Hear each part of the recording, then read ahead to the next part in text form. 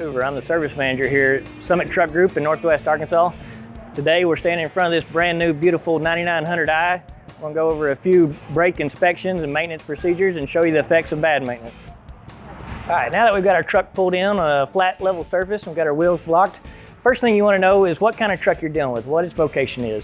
An over-the-road truck may experience 2 to 4 hard brakes a day, where a refuge or a severe service truck could have up to 300 a day, causing a severe decrease in brake life. Talking about slack adjusters when it comes to preventive maintenance, the first thing you want to do is you want to grease it, but you don't want to settle on a cheap $1 a pound grease. You want a good synthetic rated grease that's not going to wash away and cause corrosion and future issues. When greasing the slack adjuster, you want to grease it until you have grease purged out of both sides. On your S-cam bushings, on the inboard side, you want to grease it until you have purging, and the same on the brake drum if it applies. Measuring a brake stroke is the best way to ensure proper adjustment. When it comes to an automatic slack adjuster on a 30-30 chamber, you're looking for about 1 inch of stroke. You'll watch this while another person is safely depressing the brake pedal.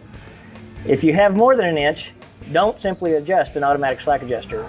An automatic slack adjuster being out of adjustment is often a sign of another brake failure.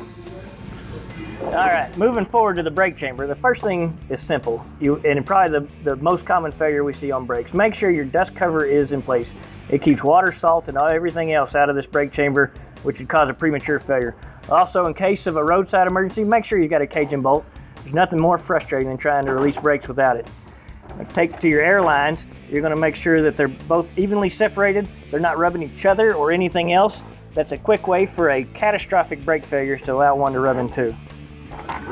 When inspecting the drum, you want to make sure that you don't have any oil from a failed wheel seal. You also want to check wear and for cracks. Any heat cracks that are more than half the width of the brake shoe itself will mean the drum needs to be replaced, and you want to look for improper adjustment or other malfunctioning components. Moving to the top side of the truck, we're going to quickly inspect our trailer glad hands and air lines. We're going to inspect the glad hand seals for cracks, improper install, properly colored red and blue, and the lines. Make sure they're not chafing, rubbing, or about to fail. Moving into the cab of the truck, we're going to test the in-cab functions of the brake system. We're going to test both the parking brakes, the quick release valve, and the low pressure warning system. The first thing we're going to test for is our low warning pressure light. We're going to make sure that the gauge shows red and starts an audible signal when it hits below around about 60 to 70 psi. After that, as the air system continues to deplete, we're going to make sure our pop-off valve releases and our brakes apply at anywhere from 20 to 40 psi depending on how the system's set up. So first thing, with the key on, wheels chocked, we're going to release the parking brake. And then we're going to use any means necessary to deplete the brake system. All right, so our brake pressure warning light has come on around the 70 psi mark, as it should. And now we're waiting on our pop-off valve to release. And there. The pop-off valve released right around 30 psi, which is right in the middle of the spec of 20 to 40, just like it should. So now that we've confirmed our safety features work, we're going to check our rate of air buildup and make sure that it is able to recover in a timely manner. So first, making sure that we're in neutral. Parking brake set, we're going to start up. We're going to monitor our secondary and primary and make sure that they build up within a reasonable amount of time. So also, it's a good time to double check to make sure your warning devices do kick off around 70 psi. Primary air tank just went above 70 psi, our warning lights went off.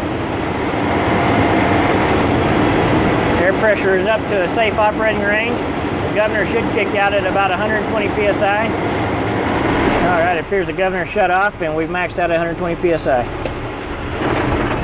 Now that we've removed the shock blocks, we're going to go ahead and pull the truck out to a safe area to do a parking brake test. We're also going to do a brake application test around 5 miles an hour to make sure we don't have any pulls or shimmies or anything noticeable with the performance of the brakes. We want to check and make sure the parking brake holds. So we're going to make sure our service brake is set.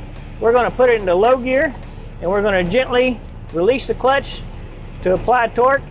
The vehicle does not move. Move it back out of gear and we are complete.